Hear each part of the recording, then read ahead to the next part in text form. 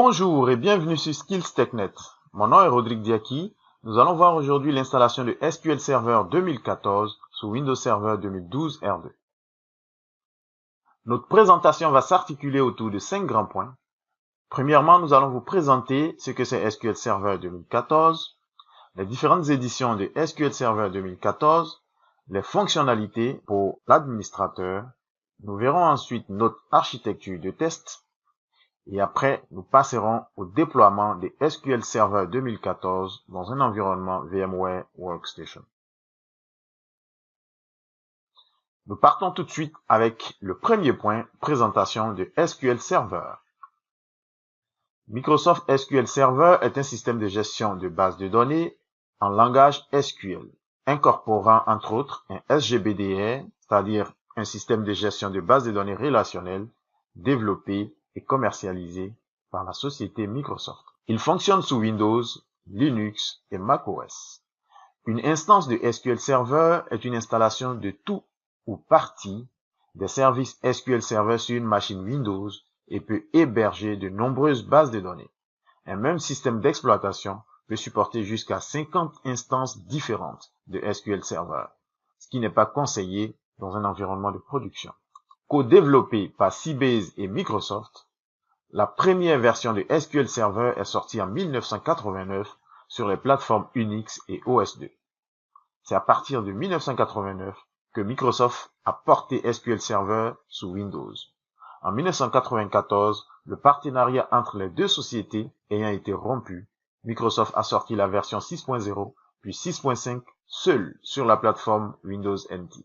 Microsoft a ensuite continué de commercialiser le moteur de base de données sous le nom de SQL Server, tandis que Sybase, pour éviter toute confusion, a renommé Sybase SQL Server en Sybase Adaptive Server Enterprise. Microsoft SQL Server fait désormais partie de la stratégie technique de Microsoft en matière de base de données. Le moteur MSDE, qui est la base de données SQL Server, doit à terme remplacer le moteur JET, celui qui gère les bases Access dans les applications telles que Microsoft Exchange et Active Directory. Voici ici présenté un tableau résumant l'historique de l'évolution de SQL Server.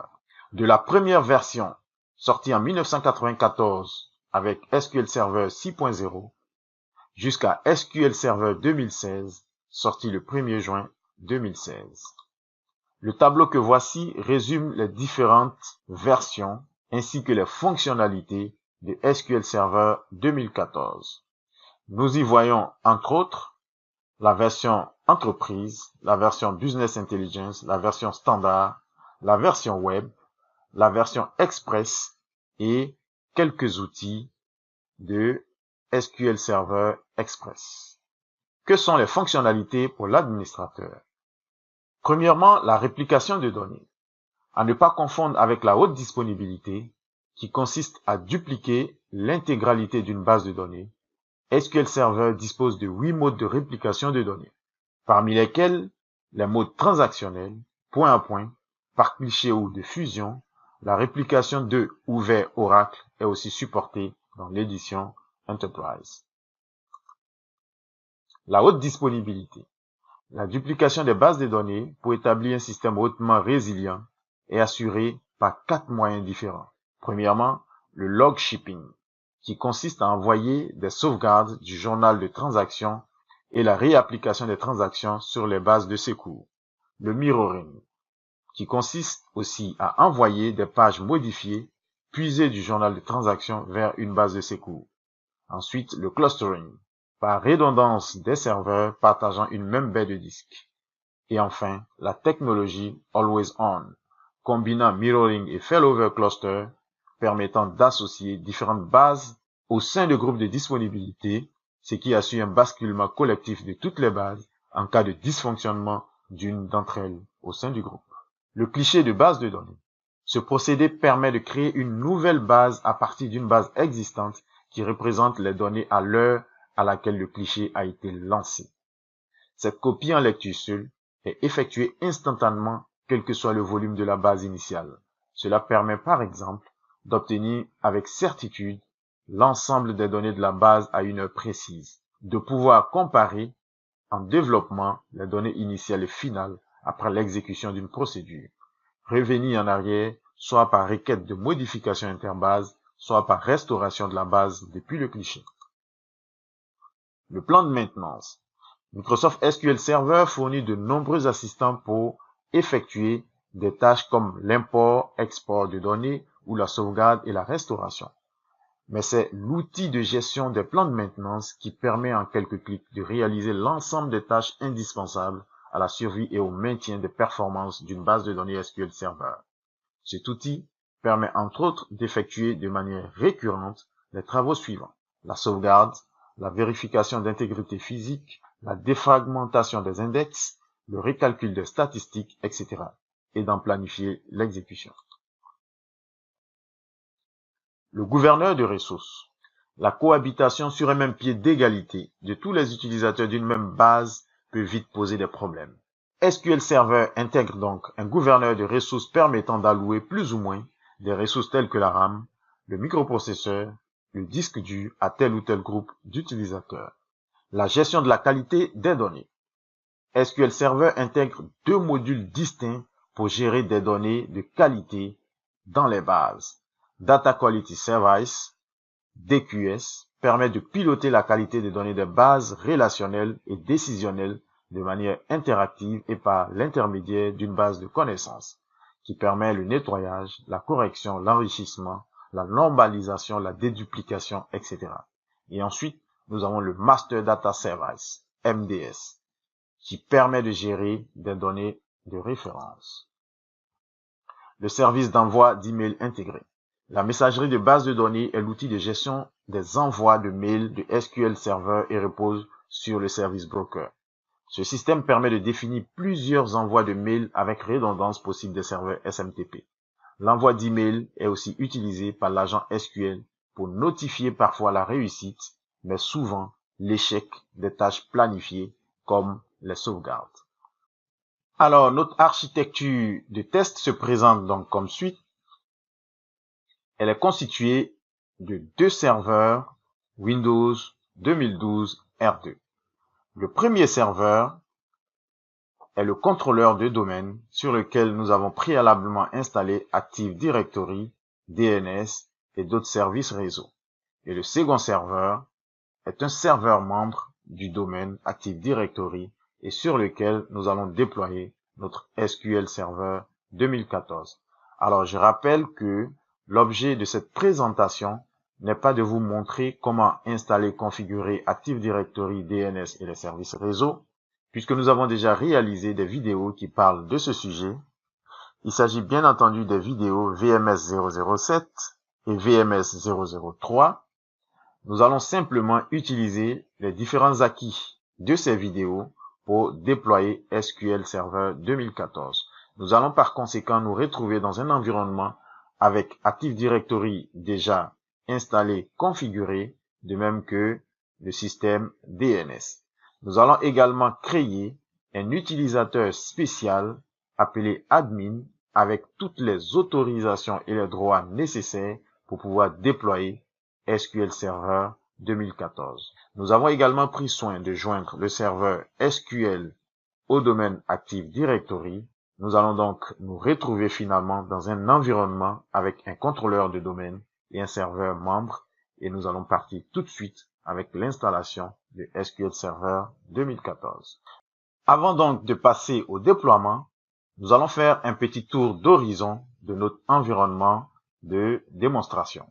Voici donc ici le contrôleur de domaine sur lequel nous avons déployé Active Directory.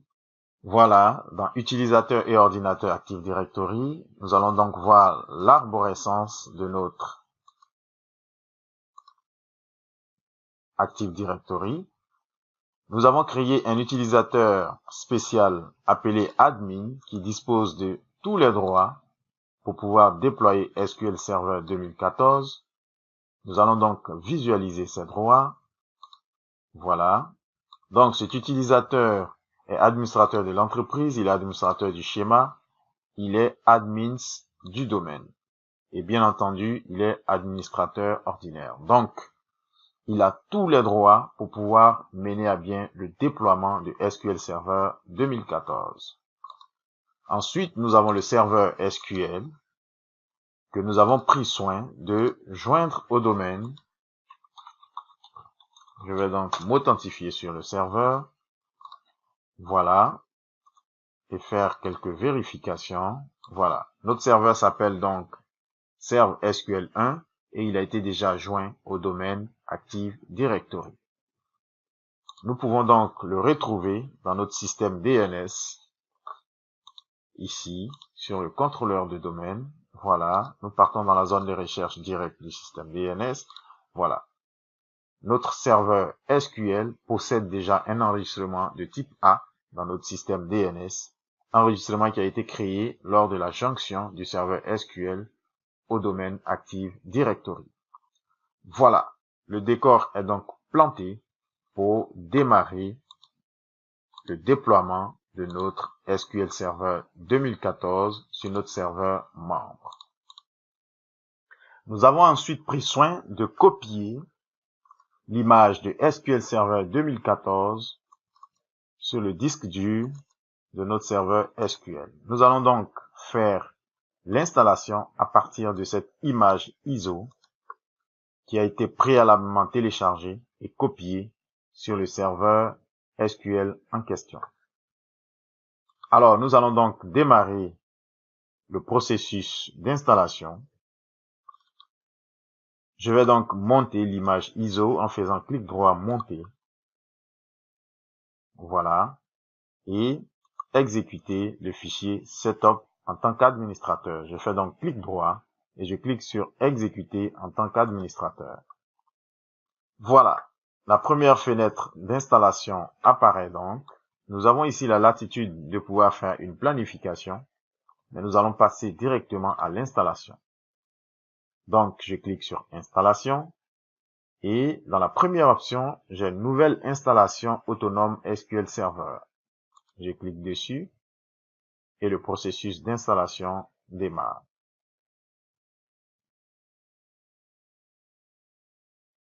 Voilà, c'est donc une version d'évaluation. Nous allons donc maintenir cette option et faire suivant. Ensuite, accepter la licence, cliquez sur suivant.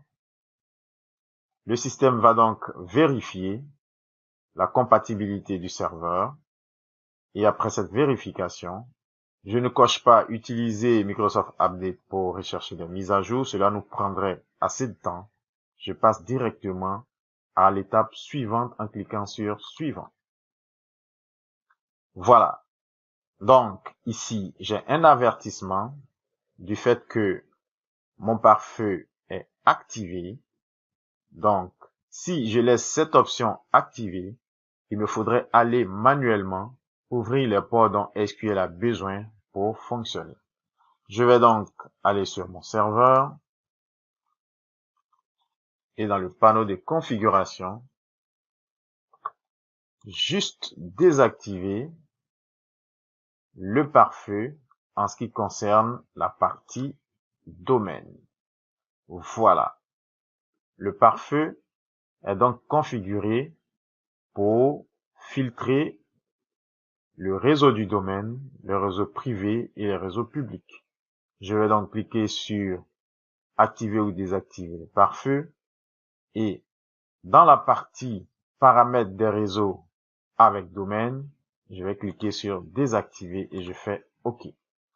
Je ferme la fenêtre et je réexécute mon assistant de vérification du système. Et voilà, je peux faire précédent, voilà, pour voir que le résultat est maintenant correct. Je fais suivant. Alors ici, nous avons trois options. Nous allons nous contenter de la première option qui nous permet d'installer toutes les fonctionnalités de SQL Server. Je clique sur suivant. Et ici, je choisis toutes les options vu que je vais utiliser ce serveur ultérieurement pour installer plusieurs applications basées sur SQL. Je vais donc sélectionner tout. Et voilà. Et je fais suivant.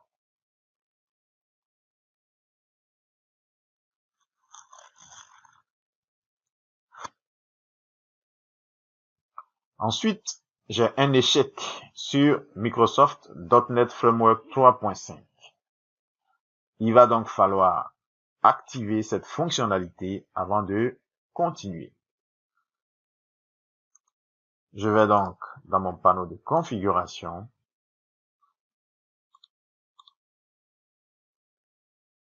dans désinstaller un programme, activer ou désactiver les fonctionnalités.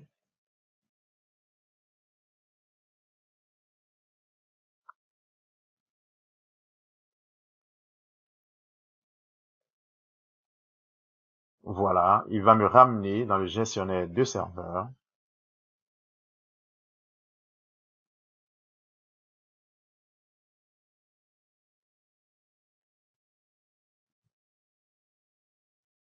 Dans l'assistant ajout de rôle et fonctionnalités, je fais suivant, suivant, suivant. Voilà. Donc, dans la partie ajout de fonctionnalités, j'ai ma fonctionnalité .NET Framework 3.5. Je vais donc choisir cette fonctionnalité, faire suivant, installer.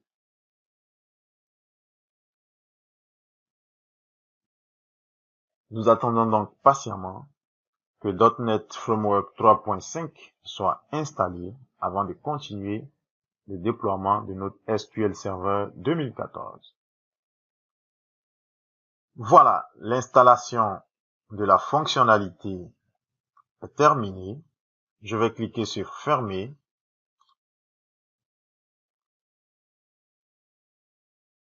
Et puis,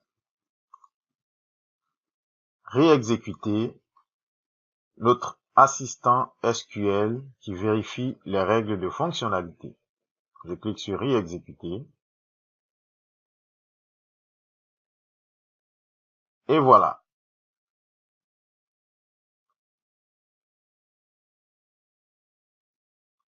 Voilà, je vais faire précédent pour qu'on voit mieux que nous avons bel et bien passé l'étape de .NET Framework. Voilà. Donc, l'installation de .NET Framework 3.5 a donc réussi. Nous pouvons passer à la prochaine étape. Je clique sur Suivant. Alors ici, il faut donner un nom à l'instance SQL. Je vais donc cliquer sur Instance nommée et je vais appeler notre instance SQL 2014. Voilà.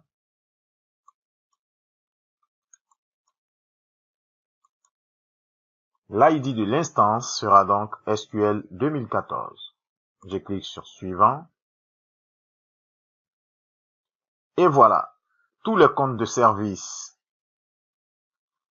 sont donc ici présentés avec les services correspondants.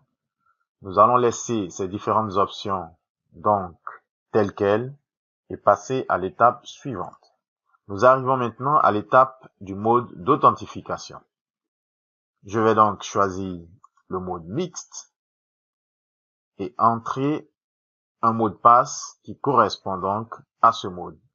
Il faut dire que dans ce mode, SQL va utiliser SA comme étant le nom d'utilisateur par défaut qui sera associé au mot de passe que nous allons rentrer ici. Je vais donc créer mon mot de passe pour être sûr qu'il correspond bien à ce que je souhaite. Alors, je ne vous conseille pas de faire pareil. Nous sommes juste dans un environnement de test, donc je peux me permettre de saisir un mot de passe dans un fichier TXT. Voilà, je vais donc copier ce mot de passe et le coller ici. Ensuite, il faut ajouter un utilisateur qui sera utilisé justement pour gérer cette instance. Je vais cliquer sur Ajouter l'utilisateur actuel. Voilà, automatiquement, il m'ajoute mon utilisateur admin. Ensuite, dans Répertoire de données, nous avons bien entendu les différents chemins où seront installés SQL Server. Ensuite, dans FileStream, je vais cocher activer FileStream pour l'accès Transact SQL.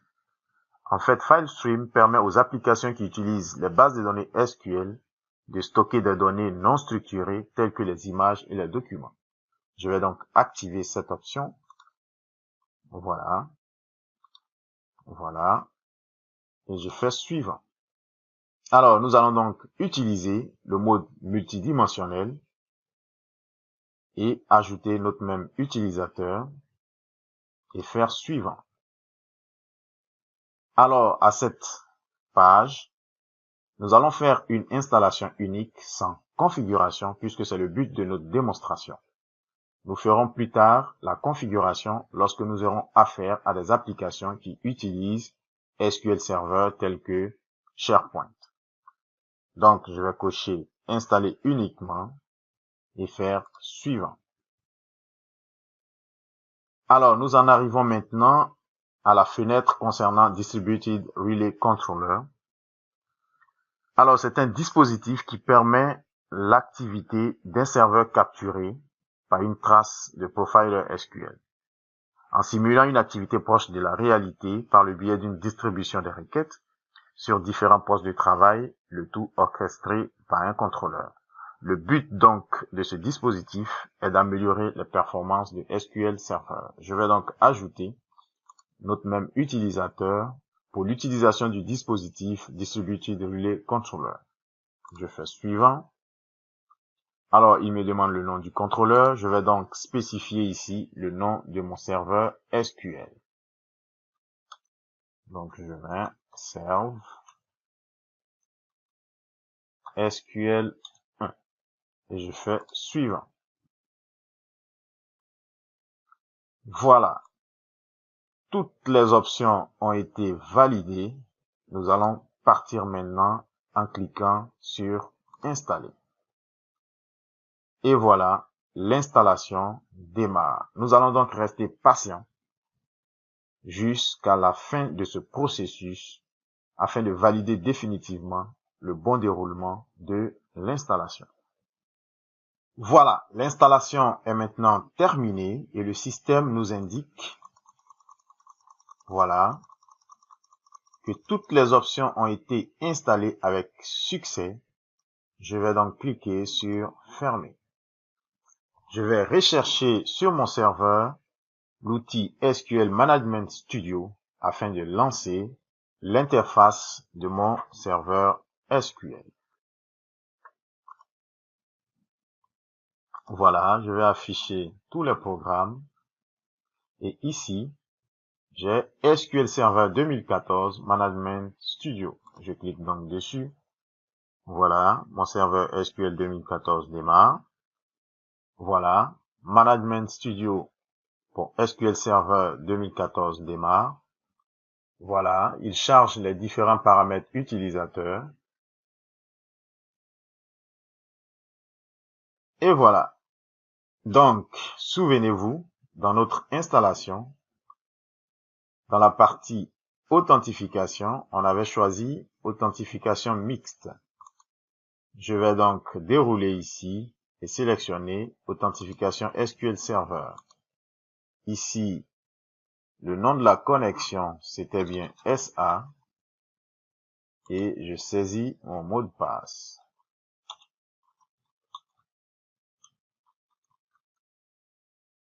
Et je fais se connecter. Voilà, donc l'interface d'administration de mon serveur SQL s'ouvre donc. Toutes les options sont présentes. Je peux maintenant librement créer une base de données afin d'utiliser mon serveur SQL. Voilà, donc cette présentation est terminée. Merci de nous avoir suivis et à très bientôt pour une nouvelle vidéo.